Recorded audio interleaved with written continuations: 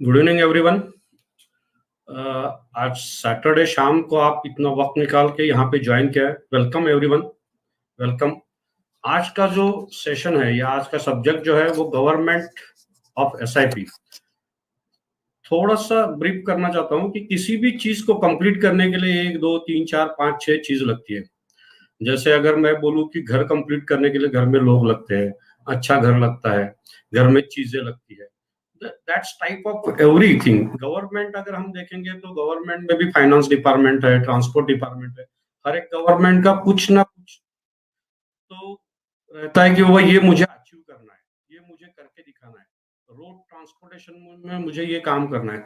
Everyone should do his goal में, जो भी उसके गोल रहते हैं उस गोल को अचीव करने के लिए 1 2 3 4 अलग अलग चीजें उसके साथ रहती है। तो वैसे ही अगर मैं एसआईपी के बारे में बोलूं तो गवर्नमेंट ऑफ एसआईपी एक्चुअल क्या है, एसआईपी का गवर्नमेंट कैसा होना चाहिए, गवर्न कैसा करना चाहिए एसआईपी को। एसआईपी एक ऐसी चीज है जो अगर मैं गूगल पे भी जाके देखूं तो गूगल में सबसे ज्यादा सर्च एसआईपी वर्ड को आ रहा है। एसआईपी एग्जैक्ट क्या है, एसआईपी में क्या करना चाहिए, कैसे रुकना चाहिए, एग्जैक्ट एसआईपी क्या है, ये सब समझने के लिए आज हमारे साथ जुड़े हैं Nikhil Kamat sir. Nikhil Kamat, he is a chartered accountant, rank holder है चार्टर्ड अकाउंटेंट, डायनामिक पर्सनालिटी है, having experience more than 2 decades in MF, currently working with DSP Mutual Fund as a vice president sales heading Mumbai entire zone head करते हैं sir. And he is very passionate about financial awareness.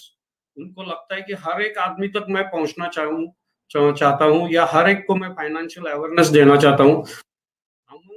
अगर मैं बोलूँ तो इन्होंने आज तक 550 successful session किए, कन्वर्टेड में इन्वेस्टमेंट अवेयरनेस, फाइनेंशियल अवेयरनेस के लिए 550 सेशन किए।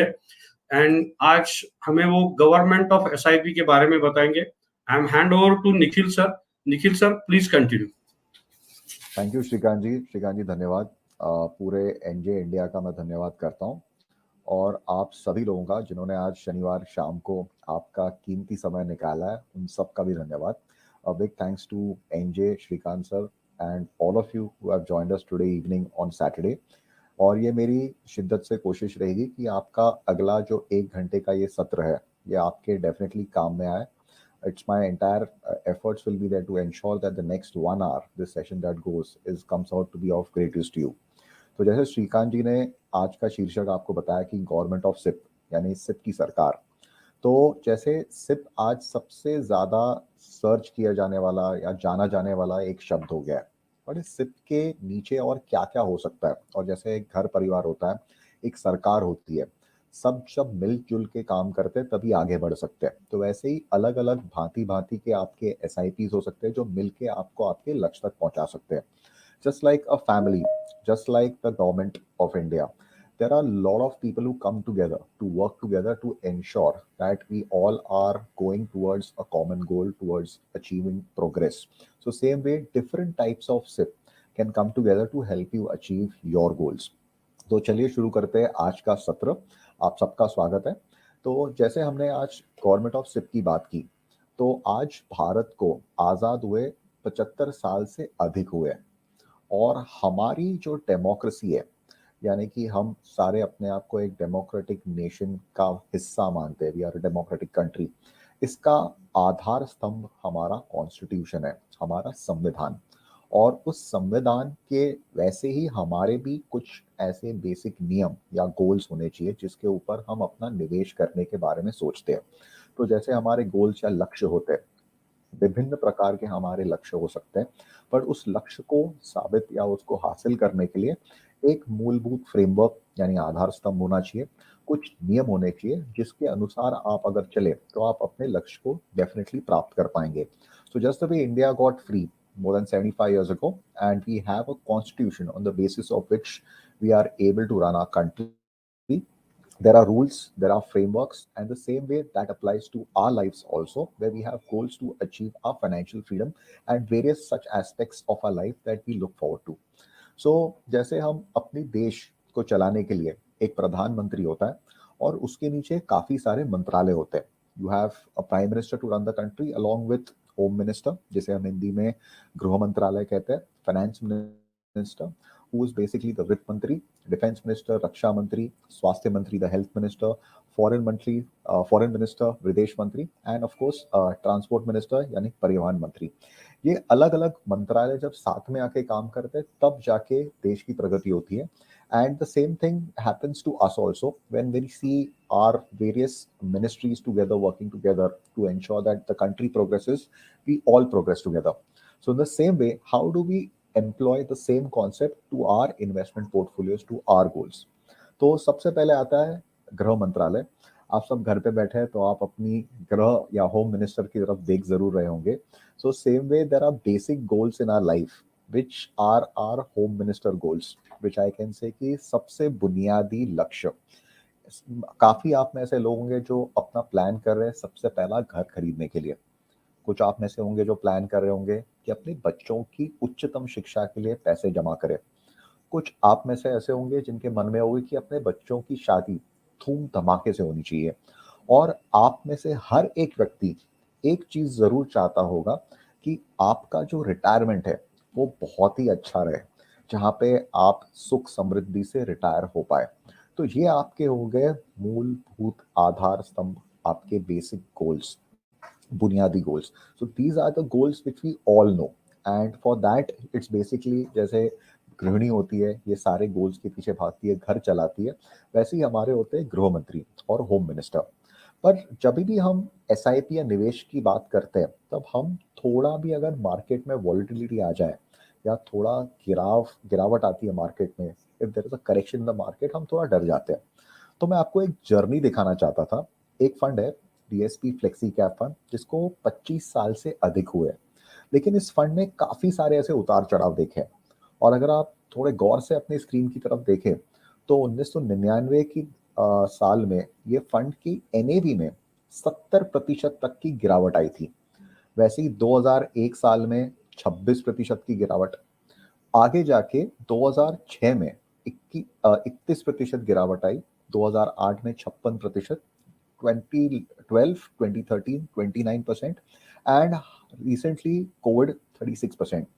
Means in a journey of 25 years plus, this fund has seen multiple occasions where the NAV of the fund has fallen by more than 25%. But अगर आप लंबे समय तक निवेशित रहते हैं, if you have invested for a long period of time, those corrections hardly matter to you. So a 10,000 rupees SIP done over there would have been still worth almost 5 crore rupees as of 5th of Jan 2023. But lump sum of 10 lakhs done has been today value of 8.54 crores, and 10,000 rupees SIP would have been worth 3.35 crores as of 5th June 2023. और ये सारी गिरावट देखने के बाद, ये सारी जो मार्केट में वॉलिटिलिटी झेलने के बाद भी इतने पैसे बनते हैं. और जैसे हमारे भी रोजमर्रा की जिंदगी में उतार चढ़ाव आते रहते हैं, पर हम हार नहीं मानते, हम डट के आगे काम करते हैं. हम सब जानते हैं घर चलाने के लिए कितनी जद्दोजहद करनी पड़ती है, रोजमर्रा की अपनी छोटी मोटी मुसीबतों का हम सामना करते हैं. वैसे ही मार्केट में भी थोड़े उतार चढ़ाव आते रहते हैं, पर उसका ये मतलब नहीं कि हम हार मान ले. हमें अपने लक्ष्य तक डटे रहना है और अपने जो मूलभूत गोल्स है उनको आप basic flexi cap multi cap funds द्वारा डेफिनेटली अचीव कर सकते हैं. हाँ, जरूर रुकावटें आएंगी, जरूर ऐसे मार्केट में परिस्थितियां आ जाएंगी जहां पे मार्केट गिरेगा और आपको एक मौका भी देगा अधिक निवेश करने का, पर इससे आपको डरना नहीं है. ये पिछले 25 साल में आपने इतनी सारी गिरावटें देखने के बाद भी एक 10 लाख की राशि किसी ने अगर निवेश की होती, आज ऑलमोस्ट 8.5 करोड़ हो जाती, and a SIP of 10,000 would have been worth 3.35 crores. This itself says just the way in life, also in investments, think long term and you will definitely be able to succeed.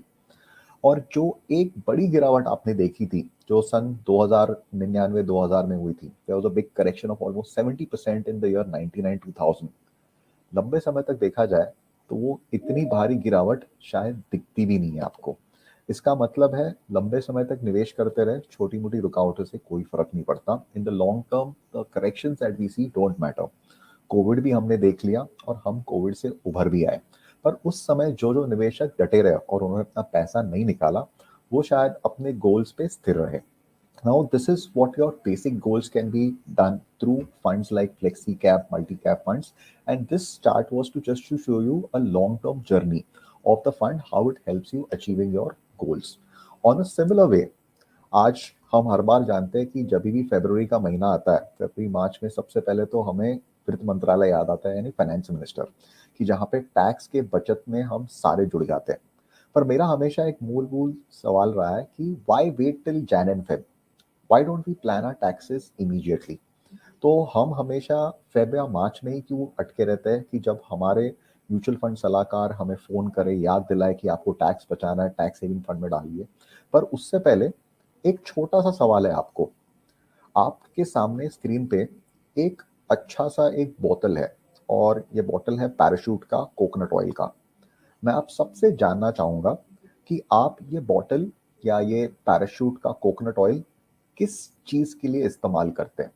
And आप अपने जवाब हमें chat box द्वारा post कर सकते हैं। So I will also wait for your answers to come. So मैं भी देखना चाहूंगा कि आज पूरे इंडिया से जितने भी निवेशक आज हमारे साथ जुड़े हैं, वो क्या सोचते हैं पैराशूट के बारे में और किस प्रकार से या किस लिए इस्तेमाल करते हैं। मुझे सबसे पहला आंसर आया अक्षय से, हेयर ऑयल। नीलिमा जी भी कह रही है कि हम बालों में तेल लगाते हैं इसका। Mister Amit is saying we use it daily for champi. I've got a answer from Chaitali. She's saying it's used for oil. I've got another answer from Deepak who's saying it's used for hair oil. So a lot of hair oil. There is Mr. Srinivasan who's saying used for cooking. Okay, almost 90% answers, मुझे सारे जो answers आ रहे हैं it's used for hair oil, और आप सही भी है पर आप गलत भी है। तो अगर आपके पास घर पे अभी ये शीशी पड़ी हुई है, if you are having this bottle in your house right now, जैसे मेरे घर पे हमेशा रहता है, और अगर आप थोड़ा इस बॉटल को पलट के देखें तो इसके ऊपर लिखा है premium quality 100% pure edible oil, यानी कि ये खाने बनाने का तेल है। अब आप में से काफी सारे अचंभित होंगे कि हमने तो इसका जवाब हेयर ऑयल लिखा था, यानी कि बालों पे मलने के लिए या चंपी करने के लिए। Some of you will be thinking, how come it's for edible oil? Edible is cooking oil. When we have been using it on our hair for so many years. पर इसके पीछे भी एक छोटा सा राज छुपा है। तो मैरिको कंपनी बहुत ही अच्छी तरह जानती है कि कोई भी अगर तेल कॉस्मेटिक की तरह इस्तेमाल किया जाता है, जैसे कि हेयर ऑयल, तो उस पर टैक्स ज्यादा चार्ज होता है। पर वही तेल को अगर आप एडिबल ऑयल करके बेचते हो तो उस पर टैक्स कम होता है। और ये पैराशूट जानते हुए कि ज्यादातर लोग इंडिया में पैराशूट कोकोनट ऑयल को बालों पे मलते हैं, इसके बावजूद पीछे लिखा होता है प्योर एडिबल ऑयल। तो जब इतनी विख्यात company, such a big corporate institution called Marico uses parachute, which is known very well for used as hair oil purposes, but actually it's basically most of us use it as hair oil, but the bottle is printed it's edible oil. So that gives you a perspective that even to save taxes, how a company can actually be using their brains and working smartly. तो उसी प्रकार आप भी थोड़ा अगर smartness दिखा दे तो आप भी काफी सारा टैक्स अपना बचा सकते हैं और पैसे भी अपनी वृद्धि देख सकते हैं। तो just the way companies are using smart ways to save tax, आप भी आपका टैक्स बचा सकते हैं। तो एक स्कीम है जो म्यूचुअल फंड द्वारा आपके लिए अवेलेबल है, जिसे हम कहते हैं ईएलएसएस स्कीम्स, यानी कि equity link saving schemes. This is the best time to start investing in equity link saving schemes. इसके द्वारा आप टैक्स भी बचा सकते हैं और अपने पैसे में वृद्धि भी पा सकते हैं। Also many of us are there who want a regular income. Many of you might be retired, close to retirement, या आपको एक second income चाहिए होती है, passive income चाहिए होती है। So there is another concept called systematic withdrawal plan, which can help you also save tax. तो जैसे हम वित्त मंत्रालय की बात करते हैं, it's about finance ministry, about money, it's about saving taxes, budgeting. तो एक है कि why wait for Feb and March? आप आज ही अपने म्यूचुअल फंड सलाहकार से बात करके अपनी टैक्स सेवर फंड में एसआईपी शुरू कर सकते हैं। और अगर आप में से काफी ऐसे लोग हैं जिनको नियमित तौर पे एक फिक्स्ड इनकम चाहिए, अपने खाते में पैसे आते रहने चाहिए, that you can do it through systematic withdrawal plan, so that helps you save tax as well. तो अगर आप अपने स्क्रीन पे देखें, नॉर्मली काफी लोग ईएलएसएस स्कीम में डालते हैं, बट कुछ लोग ऐसे भी होते हैं जो पीपीएफ में डालते हैं। पीपीएफ गवर्नमेंट द्वारा होती है, ईएलएसएस म्यूचुअल फंड प्रोवाइड करते हैं। दोनों में आपको 1.5 लाख तक की टैक्स की सुविधा प्राप्त होती है। ईएलएसएस में एक फायदा होता है कि आपको 3 साल का लॉक इन है, लेकिन पीपीएफ में आपको 15 साल का लॉक इन होता है, यानी कि आपके पास कम लॉक इन है। पीपीएफ आपको डेट एसेट क्लास में माना जाता है। ईएलएसएस का 80% पोर्टफोलियो ज्यादातर इक्विटी होता है। ट्रांसपेरेंसी है पोर्टफोलियो में कहाँ पे निवेश किया जाता है, और ईएलएसएस स्कीम द्वारा आपको डिविडेंड भी प्राप्त हो सकते हैं। हाँ, पीपीएफ में आपको जरूर मालूम है कि सरकार द्वारा है तो डेफिनेटली सबसे सेफ होता है, बट काफी बार सेफ से ज्यादा हमें इन्फ्लेशन बीटिंग, यानी कि महंगाई से ज्यादा अधिक कमाने वाला एक एसेट चाहिए होता है, निवेश चाहिए होता है। और ये हमने एक उदाहरण के तौर पे लिया है। पीपीएफ के सामने हमने डीएसपी का टैक्स सेवर फंड और साथ में निफ्टी 50, निफ्टी 500 टीआरआई का एक कंपैरिजन किया है। हमने पिछले 15 साल, यानी कि अगर किसी व्यक्ति ने हर मार्च 31 को हर साल जो भी ज्यादा से ज्यादा राशि होती थी जिससे आप टैक्स बचा सकते थे, means any of you from 2007 who wanted to save the maximum amount available under the section available income tax to save tax would have utilized that, what would have been the return in PPF compared to DSP tax saver compared to Nifty 500? और अगर आप इसी तरफ देखें तो पिछले 15 साल में आपने 2007 में आप 70,000 रुपए बचा सकते थे, 2008 में 2013 तक आप 1 लाख रुपए, और 2015 से 1.5 लाख रुपए की राशि, यानी आपने हर मार्च आखिरी तारीख को अगर ये राशि जमा की होती टैक्स बचाने के लिए, या तो पीपीएफ में, टैक्स सेवर में, या तो उसके बेंचमार्क में, तो आज आपकी पीपीएफ में 15 साल में औसतन रिटर्न आपका बनता था क्लोज टू 8%। सेम आपका डीएसपी टैक्स सेवर में बनता था ऑलमोस्ट 16.5%, और निफ्टी 500 बेंचमार्क ने दिया है ऑलमोस्ट 14.25%। यानी 15 साल में more than double the return of what your PPF has given. और पिछले 15 साल में आपने काफी सारे ऐसे उतार चढ़ाव भी देख लिए मार्केट के, बट उसके विपरीत आपके रिटर्न काफी अच्छे रहे हैं। और ये आपको दर्शाता है कि क्यों काफी बार टैक्स बचाना आपका कर्तव्य ही नहीं है, बट सही तरह से टैक्स बचा के आप अपने गोल्स के नजदीक भी जा सकते हो। So one SIP in a tax saver fund, why wait till March and April? You can start your tax saving fund SIPs right now, and not only plan your tax saving better, but also ensure that you are able to generate much higher returns than the traditional investment options available under the same section. अब SIP in tax saver fund, मैं हमेशा मानता हूँ कि क्यों आपको tension लेना है फेब और मार्च के महीने का, और वो प्रेशर, रात भर नींदें कि मुझे इमीडिएटली पैसा लॉग इन करना है, मुझे इमीडिएटली इन्वेस्ट करना है, इमीडिएटली निवेश करना है। ये सारी चीज़ों से आप दूर होके अभी से अपने म्यूचुअल फंड सलाहकार से संपर्क करके आपका टैक्स अभी से प्लान करें। ये आपके पास बहुत अच्छा अपॉर्चुनिटी है जहाँ पे आपको चैन की नींद आ जाए। So instead of having sleepless nights, start immediately an SIP in tax saver fund and take the advantage of saving tax as well as generating better returns. दूसरी बात आती है कि जहां पे लोगों को एक नियमित रूप पे एक इनकम, यानी एक आय चाहिए। Lot of investors across India seek a rental yield and also want a passive income. हमारा सबसे आसान काम होता है कि एक प्रॉपर्टी में निवेश करते हैं, उससे हमें हर महीने रेंट आएगी। लेकिन अगर आप पूरी देश के अगर रेंटल यील्ड्स देखें कि कहाँ पे अगर आपने 100 रुपए निवेश किए किसी प्रॉपर्टी में, तो आपको रेंट पूरे साल में कितने प्रतिशत आती है उस 100 पे, तो फिक्स डिपॉजिट के भी आधे रेट पे। इसके बावजूद आप और हम काफी बार यही सोचते रहते हैं कि कहाँ प्रॉपर्टी ले, उससे अच्छा रिटर्न बन सकता है, प्रॉपर्टी में भी वृद्धि होती है, कोई दो राय नहीं है।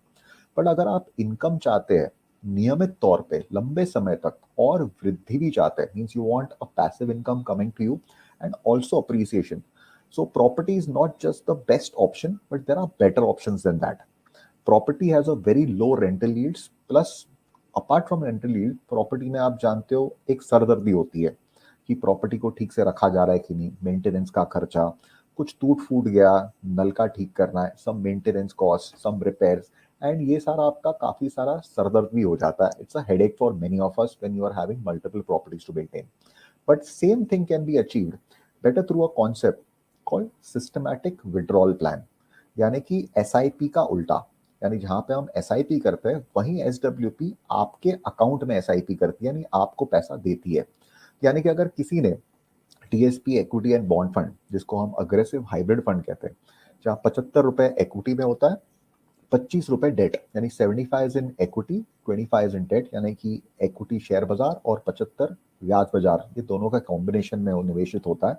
किसी ने अगर 23 साल पहले केवल 10 लाख रुपए की राशि निवेश की होती और 6% यानी हर माह, यानी every month 5,000 rupees was the withdrawal, then despite all the ups and downs in the market, you would have as of today withdrawn about close to 14,15,000, यानी 10 लाख निवेश करके आपने अब तक 14,15,000 रुपए निवेश किए हुए पैसे निकाल लिए होते, और उसके बावजूद आपकी आज कुल राशि 1,29,00,000 रुपए होती। यानी despite investing 10 lakhs and over the 23 years withdrawing almost 14,15,000, you still had a corpus in hand today of 1,29,00,000, which is a substantial compounded return of almost 14%.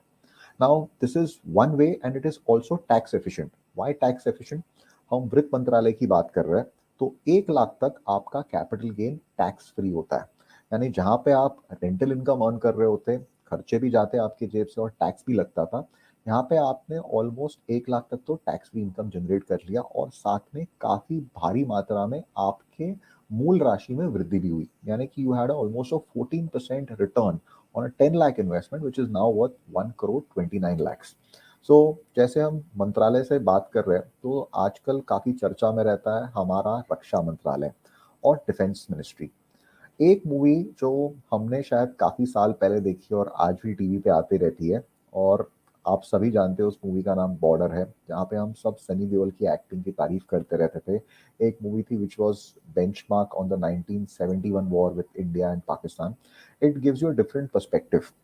और काफी सारी ऐसी मूवीज आई है इंडिया में जो आर्मी के ऊपर बनी हुई है, वॉर्स के ऊपर बनी हुई है, पर उस मूवीज, ये सारी मूवीज अगर आप देखें, उसमें एक समानता थी। All the war movies that we have seen in India, there is one commonness that we have always defended our borders very well. हमने चाइना से हमें अटैक करते देखा, हमने पाकिस्तान से हमें अटैक करते देखा, और हमने अपनी सीमाओं की रक्षा बहुत ही अच्छी तरह की है, बखूबी निभाई है।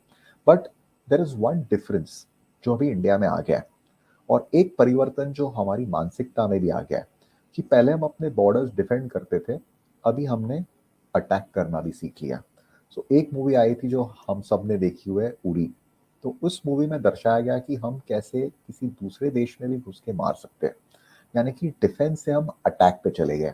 तो रक्षा मंत्रालय पहले भी रक्षा करता था, पर अब रक्षा की पूरी अनुवादी बदल गई है, यानी कि सिर्फ डिफेंस नहीं करना है, attack is also sometimes the best form of defence.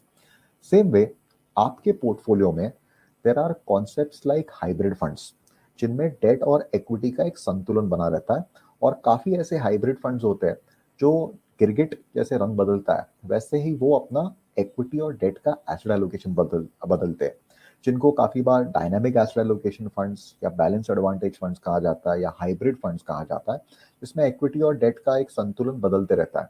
तो जैसे ही मार्केट काफी ऊपर जाता है तो वो इक्विटी घटाते रहता है, और जैसे ही मार्केट सस्ता होते जाता है वो इक्विटी बढ़ाते रहता है। यानी जैसे एक समझदार निवेशक, और how a smart investor should do that when the markets are going up, reduce equity allocation, and when markets become cheaper, increase equity allocation. ये फंड्स वही करते हैं, यानी कि आपके लिए अटैक भी कर लेते हैं और डिफेंस भी कर लेते हैं। यानी कि आपके लिए आपका डिफेंस मिनिस्टर हो गया, which are your asset allocation funds. अब हेल्थ की बात की जाए तो हम 3 साल पहले एक कोविड नाम की महामारी से बाहर आए। We have all faced the COVID, we have seen the lockdowns.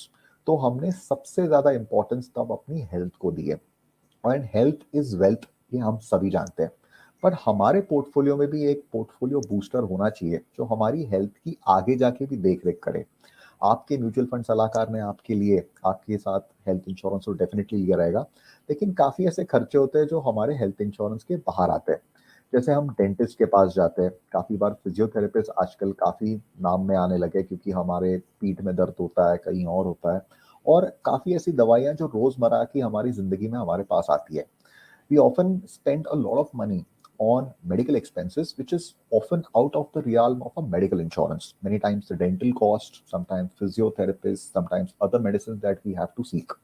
Now, हम ये सारे खर्चे अभी तो हम संभल पाते हैं बिकॉज हम पैसे कमा रहे हैं। Right now these expenses don't pinch us a lot because we are earning right now. But फर्ज कीजिए व्हेन यू रिटायरमेंट के बाद ये खर्चे बहुत ज़्यादा चुभेंगे।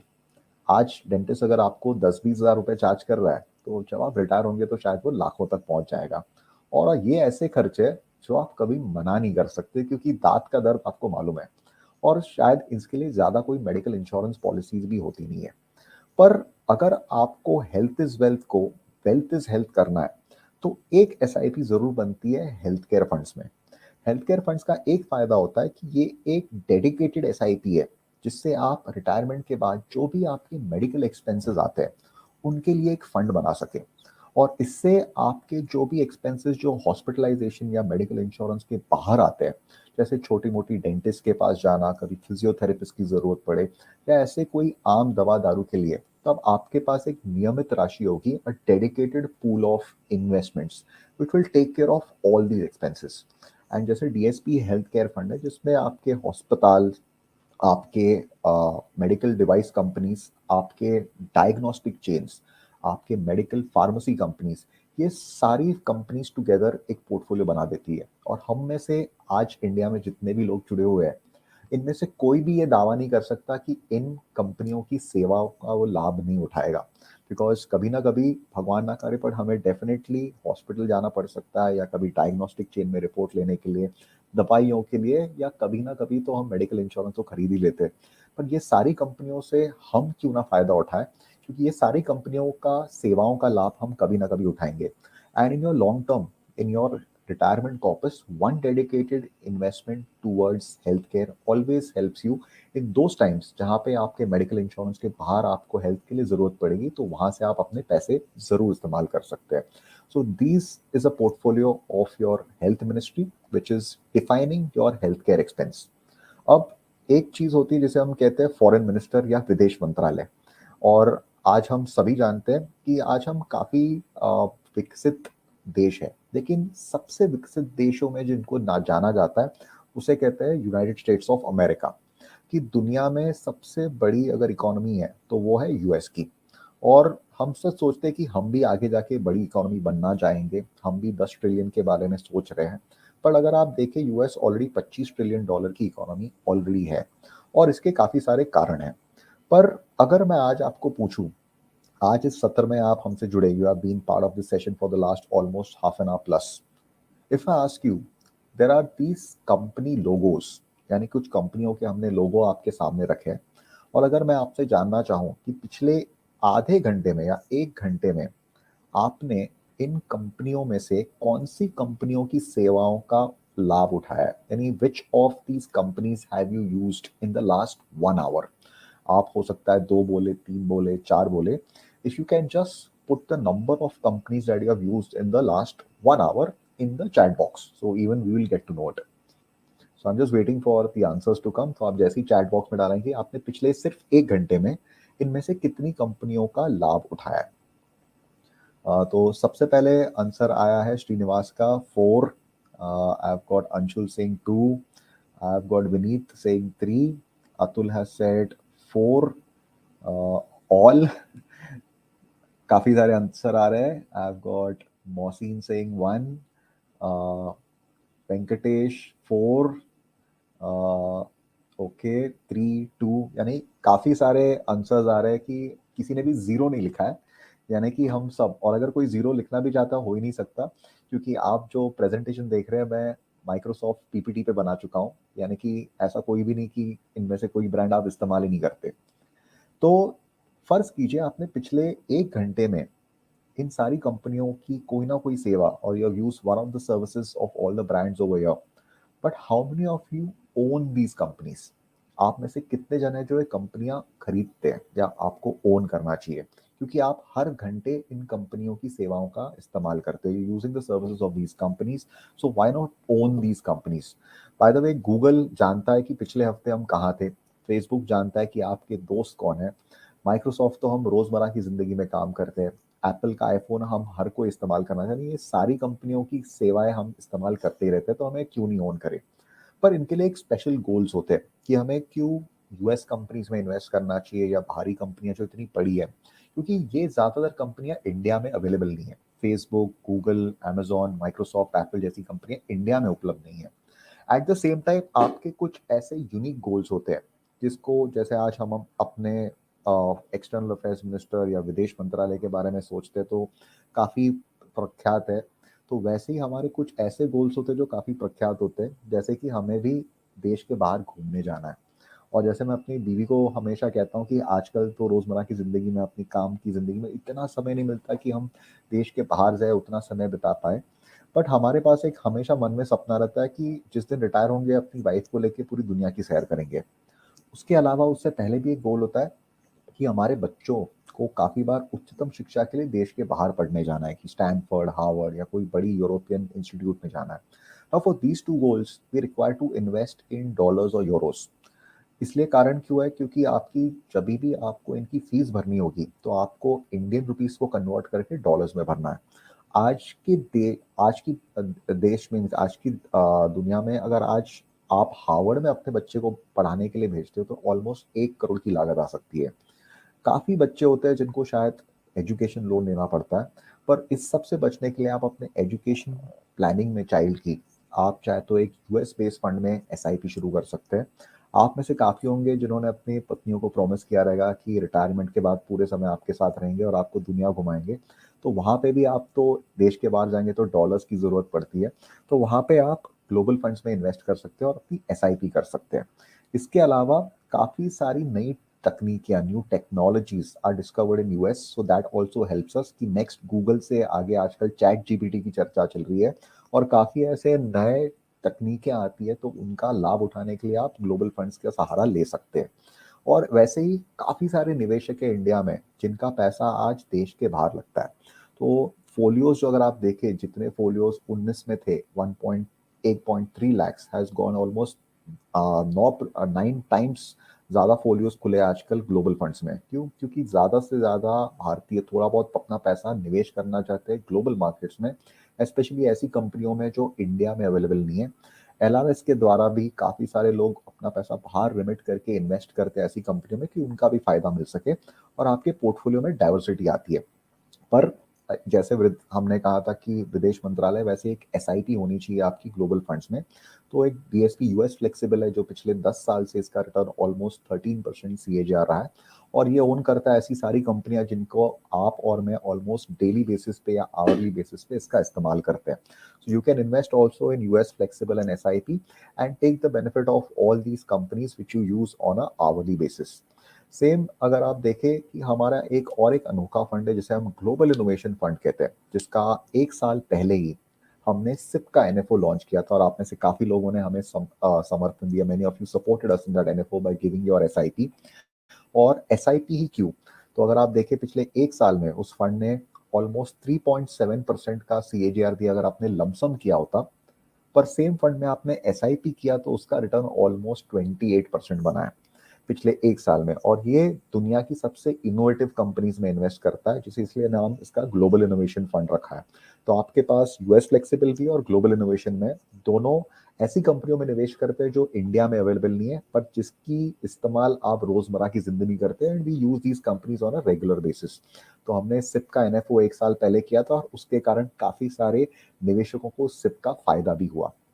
सेम चीज एक मंत्रालय जो आजकल काफी चर्चा में और हम देखते रहते हैं कि उसमें काफी सारी नई चीजें आ रही है, जिसे हम कहते हैं परिवहन मंत्रालय और ट्रांसपोर्ट मिनिस्टर। एक चीज हमने शायद याद भी नहीं होगी हमें कि जब से भारत देश आजाद हुआ, since independence, India has invested रफली $14 ट्रिलियन इन बिल्डिंग इंफ्रास्ट्रक्चर। इतनी बड़ी कंट्री है, इंफ्रास्ट्रक्चर बिल्ड करने के लिए बहुत बड़ी लागत लगती है। ऑलमोस्ट $14 ट्रिलियन हमने आजादी से लेके अब तक निवेश किए। पर उसमें एक ताज्जुब की बात है, उस $14 ट्रिलियन में से $7 ट्रिलियन हमने पिछले 9 साल में निवेश किए, और शायद आज अगले 5 साल में हम और 7 ट्रिलियन निवेश करेंगे। यानी इंफ्रास्ट्रक्चर, मैन्युफैक्चरिंग, ये सब में आज भारत सबसे आगे है, अगले स्तर पे जा रहा है और काफी सारा पैसा निवेश हो रहा है। आप आज जहां पे भी हो, जिस भी प्रदेश में हो भारत में, आप सबको एक बदलाव दिख रहा है कि नए हाईवेज बन रहे हैं, मेट्रो सिस्टम्स आ रहे हैं, एयरपोर्ट्स बन रहे हैं। So that shows that lot of investments are being already done in infra and that is taking benefit to everyone. Plus make in India जो सरकार चला रही है उससे काफ़ी सारी मैन्युफैक्चरिंग इंडिया में सेटअप हो रही है। जैसे हालांकि अभी टिम कुक आके गए जो एप्पल के सीईओ थे, और उनका दावा है कि 25 यानी कि 2025 तक 25% आईफोन्स शायद इंडिया में बनना शुरू हो जाएंगे। और मैं जब 20 साल पहले इस इंडस्ट्री में आया तब मैंने सिर्फ दो ही चीज़ें सुनी थी कि चाइना में काफ़ी अच्छा इंफ्रास्ट्रक्चर बन रहा है और काफ़ी सारी मैन्युफैक्चरिंग होती है चाइना में। बट पिछले कुछ सालों में हमने यही चीज़ इंडिया के बारे में सुनना शुरू किया और देखना भी शुरू किया है कि इंफ्रास्ट्रक्चर इंडिया में बनते जा रहा है और एट द सेम टाइम काफ़ी सारी मैन्युफैक्चरिंग आज चाइना से, यूरोप से इंडिया में शिफ्ट होने लग गई है। तो एक फंड है जिसे हम कहते हैं कि जैसे टाइगर बहुत कम बचे हैं दुनिया में, लेकिन एक फंड है जिसको हम टाइगर ही कहते हैं जो काफ़ी विख्यात है। और ये फंड ये सारी नई चीज़ों का इंफ्रास्ट्रक्चर में, जो मैन्युफैक्चरिंग में जो सारी नई चीज़ें आ रही है उसका फ़ायदा उठाता है।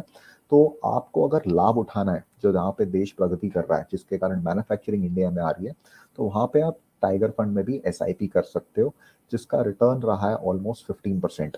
और ये एसआईपी है तो अगेन एक एसआईपी द्वारा आप मैन्युफैक्चरिंग ले सकते हो।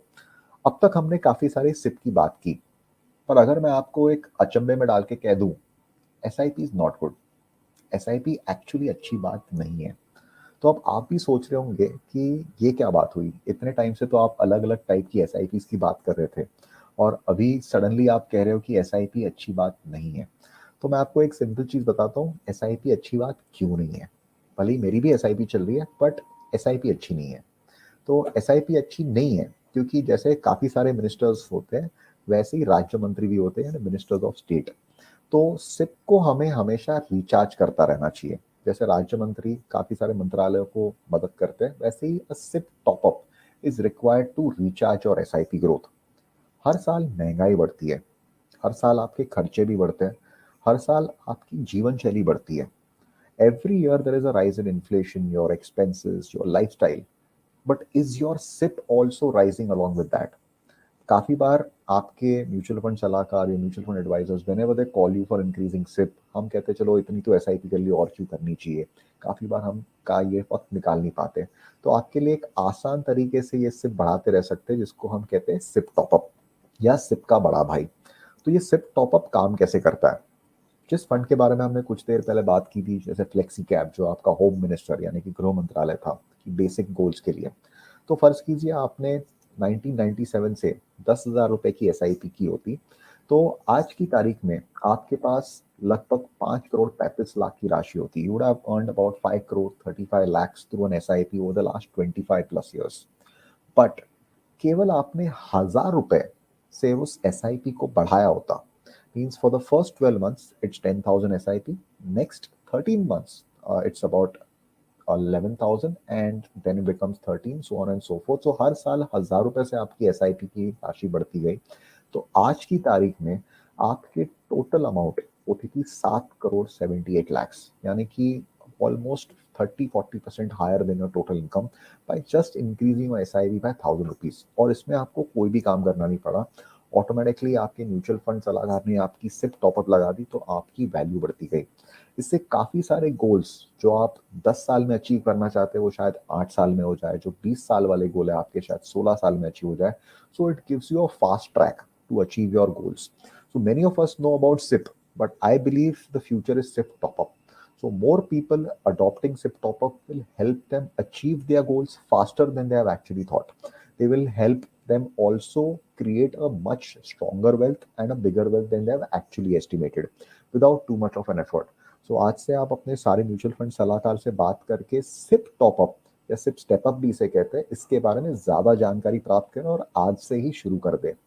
नाउ सबका सिप सबका विकास, हमने अलग अलग प्रकार के सिप के बारे में जानकारी प्राप्त की कि अलग अलग सिप से आपके आर्थिक वृद्धि कैसे होते हैं, आपका टोटल पोर्टफोलियो कैसे बनाया जा सकता है, आप अपने गोल्स तक कैसे पहुंच सकते हैं।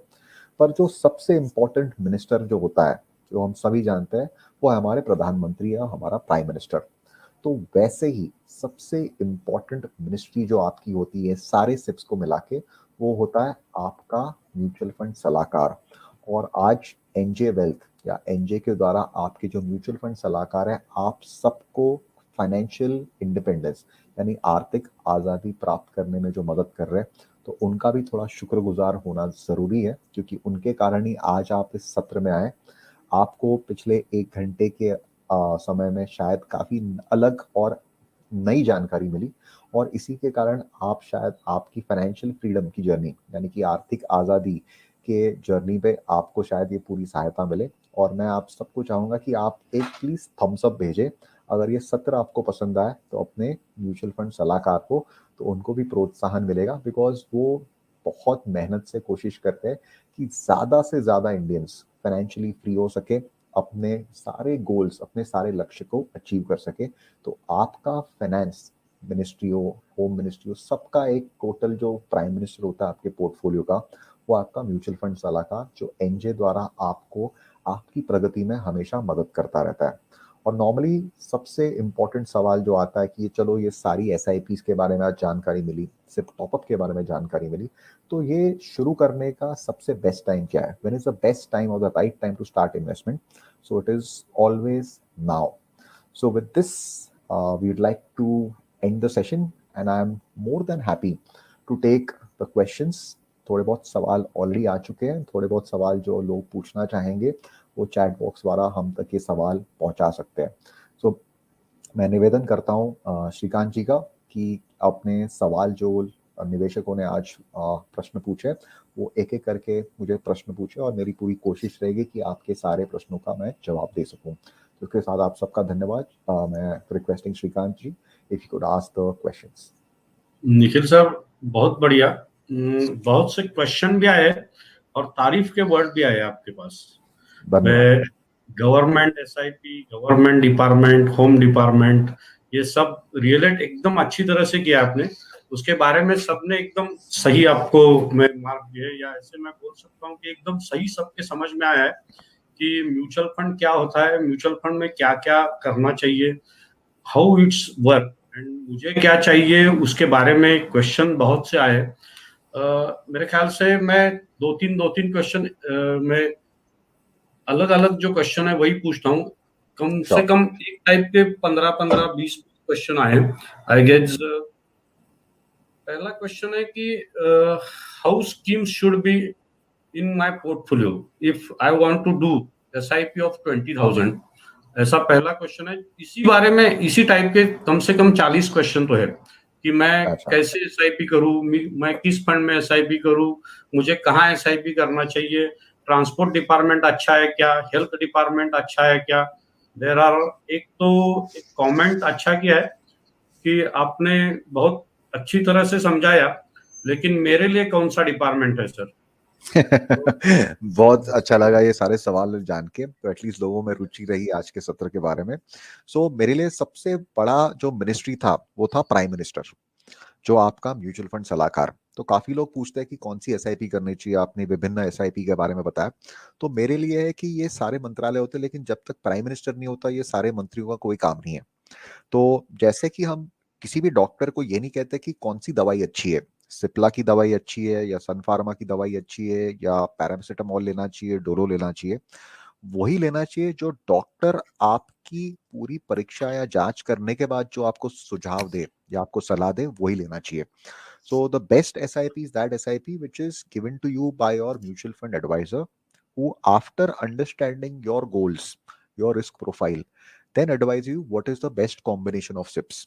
So there is no right or wrong answer, but the best answer is always, जैसे हम डॉक्टर के पास जाते हैं तो सबसे पहले हम अपना डायग्नोस्टिक चेन से रिपोर्ट लेते हैं, फिर डॉक्टर उसकी परीक्षा या चिकित्सा करने के बाद फिर हमें दवाइयां देता है।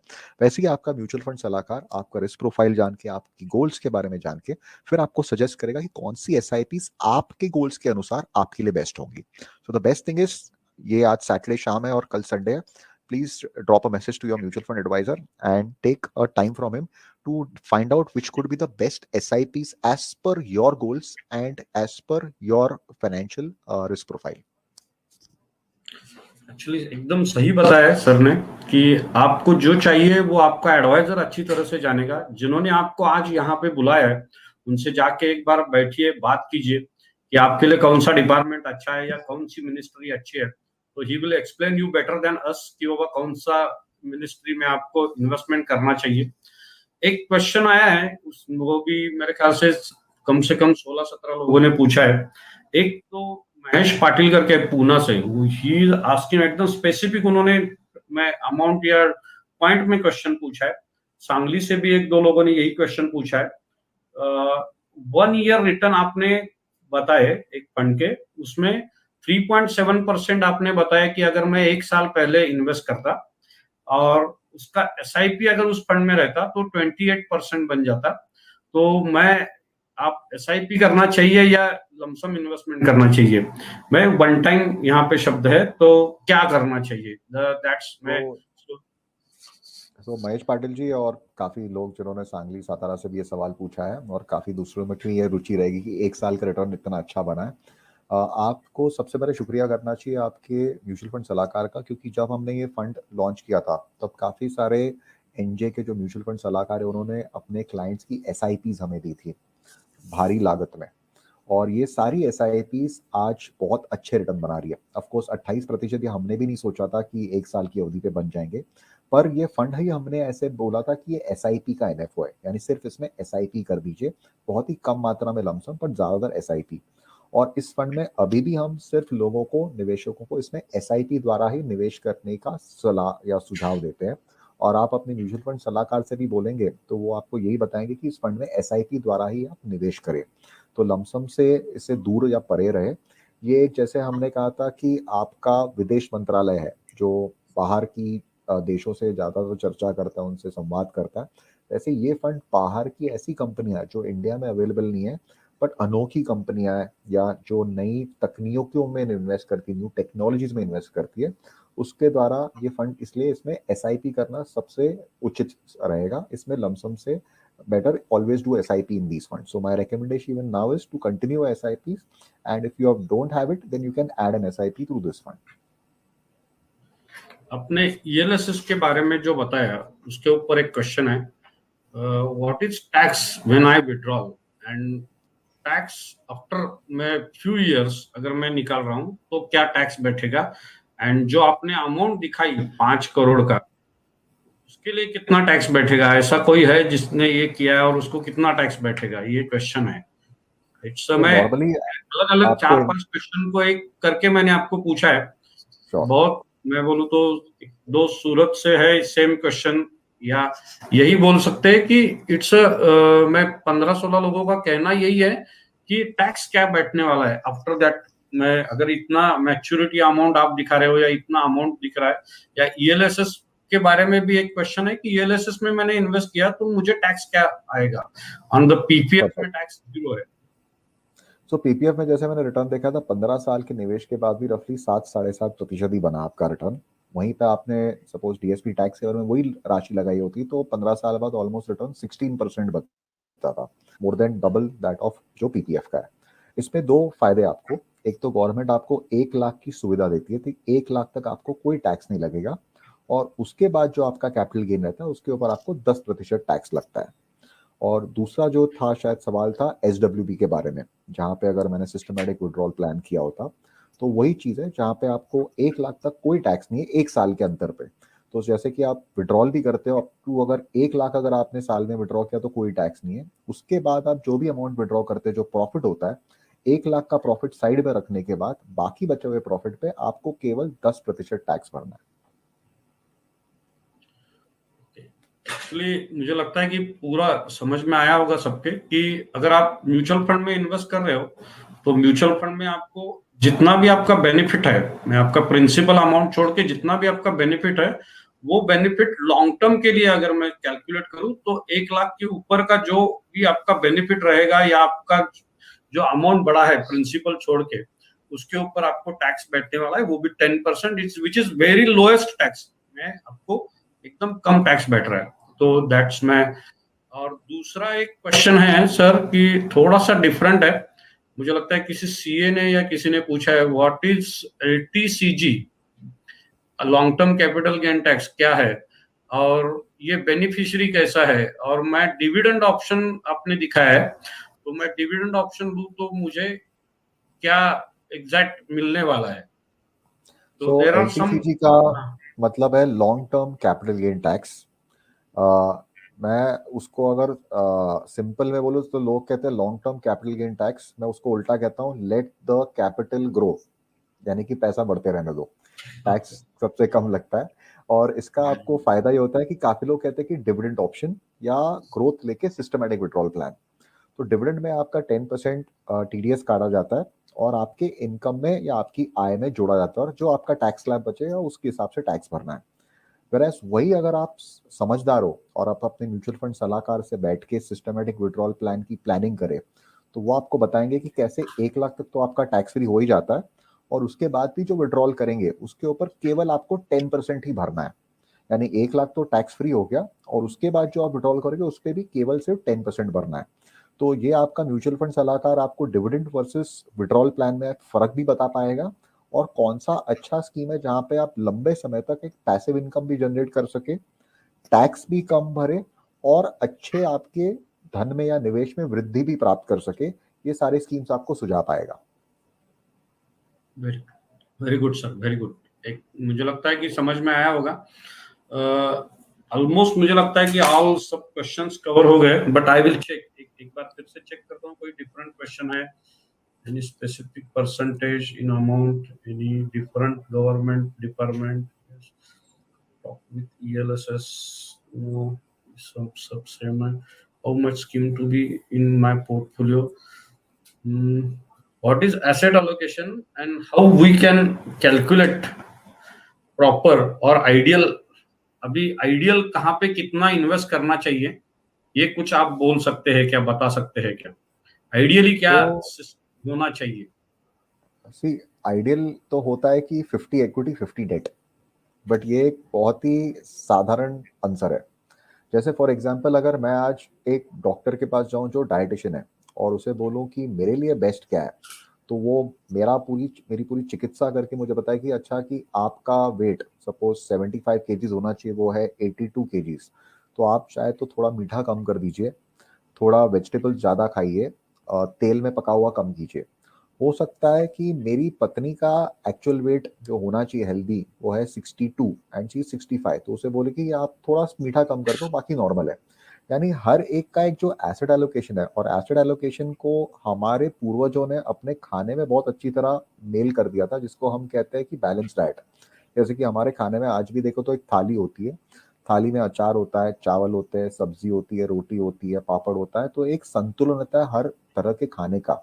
तो वैसे ही आपके पोर्टफोलियो में भी संतुलन बनाने के लिए, लेकिन हर एक का संतुलन अलग होगा, तो वो जानने के लिए सबसे इंपॉर्टेंट है कि आप अपने प्राइम मिनिस्टर यानी अपने म्यूचुअल फंड सलाहकार से संपर्क करें, और आपके अनुसार आपका सही संतुलन या एसेट एलोकेशन क्या है वो जान के फिर निवेश कीजिए। या super, very good sir, very good, exact. Actually आप एडवाइजर से जाके बात कीजिए सर, तो आपको उससे भी डिटेल आपको पता चल जाएगा। मुझे लगता है almost all questions are clear. जैसे मैं अगर इसे समराइज करूं तो एक तो एसआईपी आप कर सकते हैं। एसआईपी करने के लिए अलग अलग फंड्स है, या अलग अलग स्कीम्स है, या अलग अलग डिपार्टमेंट बोल सकते हैं, या अलग अलग सेक्टर बोल सकते हैं। तो वो सेक्टर आपको कहाँ किस सेक्टर में जाना है वो आप एडवाइजर से बात करके एसआईपी शुरू कीजिए। अगर आपको डर लग रहा है कि मेरा आज 4 साल का बच्चा है और उसे मैं जीआरई करके बाहर भेजने वाला हूँ, तो आपके लिए मैं बाहर इन्वेस्ट करने वाले भी फंड्स अवेलेबल है, जैसे चाइना, यूएस में इन्वेस्ट करने वाले। अगर पहला जो एग्जांपल दिया सर ने कि वो होम मिनिस्टर या होम डिपार्टमेंट बोल सकते हैं, या डीए फ्लेक्सी कैप बोल सकते हैं, डीएसपी फ्लेक्सी कैप, जिसका आपको दिखाया है कि 25 में 5 मोर देन 5 करोड़ 10,000 का एसआईपी कलेक्ट कर रहा है या पैसा बन रहा है। उसमें भी आपने दिखाया कि वो ऊपर नीचे हो रहा था, 70% कभी नीचे था, कभी 26% नीचे था। यानी कि अगर मैं बोलूं तो ये रिश्ता मियाँ बीवी जैसा है। अगर झगड़ा हो जाए 1 घंटे के लिए तो प्रेम कम नहीं होता है। वैसे अगर 1 साल या 6 महीने के लिए रिटर्न नहीं दिखे तो ऐसा नहीं कि इसमें रिटर्न नहीं आने वाले। प्रेम तो जिंदगी भर रहेगा, जब तक जिंदगी रहेगी तब तक प्रेम रहेगा। आपको सिर्फ इसको लॉन्ग टर्म के लिए निभाना है। ये दिखाया था आपने पहले पहले स्लाइड में। It's a very nice. और इसके ऊपर भी आपके लिए बहुत कमेंट्स आए कि छोटी सी स्लाइड थी, दिखाई नहीं दी, तो उसमें थोड़ा सा मैंने बताया कि वो क्या था उसमें, उसका आपने डिटेल भी लास्ट में दिया था, तो लास्ट में जो फिगर्स थे वो सभी उसी स्लाइड के डिटेल्स थे। ये इट्स अ मैं नाइस सेशन करके कम से कम मुझे लगता है कि 30-40 लोगों का कहना है या आंसर आया है। दैट्स आप सबके लिए मैं एक लास्ट नोट बोलता हूँ कि थैंक्स फॉर ज्वाइनिंग। आपने इतना शाम का वक्त हमारे लिए दिया, 1 घंटे का। सबने एक में कहीं घूमने के लिए जा सकते थे, घर में बैठ सकते थे, किसी का और कुछ काम हो सकता था, लेकिन वो सब छोड़ के आपने हमारे लिए वक्त दिया। Thank you so much everyone. जिन जिन लोगों ने ज्वाइन किया उन सबके लिए मैं धन्यवाद हूँ। और मैं सर से रिक्वेस्ट करता हूँ कि एक निखिल सर शॉर्ट नोट करके वी आर स्टॉप में ये अपन सेशन हम क्लोज कर दे। आप जो भी रहेगा वो शॉर्ट नोट दीजिए, and note please sir. Sure. Thank you everyone, thanks a lot Shrikant ji, thank you NJ परिवार जिन्होंने आज मुझे यहाँ पे आमंत्रित किया, and hope this session was useful to all of you. Thanks a lot, all the best to all of you. Thank you so much. मैं